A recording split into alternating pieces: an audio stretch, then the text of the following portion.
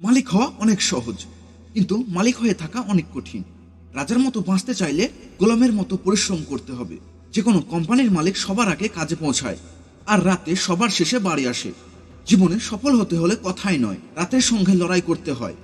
যার মধ্যে একা চলার সাহস আছে, তার পিছনে একদিন পুরো দুনিয়া চলবে। জীবনের চলার পথ কখনো সহজ হয় না, বরং নিজেকে শক্তিশালী করে নিতে হয়। সঠিক সময় কখনো আসে না, নিজের সময়কে সঠিক করে নিতে হয়। ভালো কিছু হলে যার কথা সবার প্রথমে মনে আসে, সে তোমার কাছে অনেক মূল্যবান।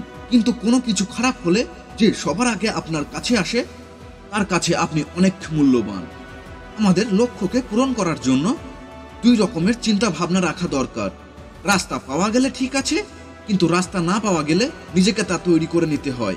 মনে রাখবেন, জীবনে সফলতাকে দুইবার পাওয়া যায়। প্রথমবার আপনার ব্রেনে, আর দ্বিতীয়বার পৃথিবীর সামনে। ভুল ধারণা থেকে দ্রুত জেগে ওঠা ভালো। ভুল জীবনে সবাই করে, কিন্তু আপনি একই ভুল বারবার করতে পারেন না।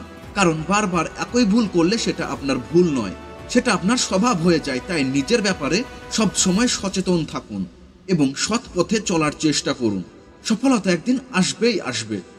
ভালো থাকবেন, সুস্থ থাকবেন। দেখা হবে আবার পরের ভিডিওতে।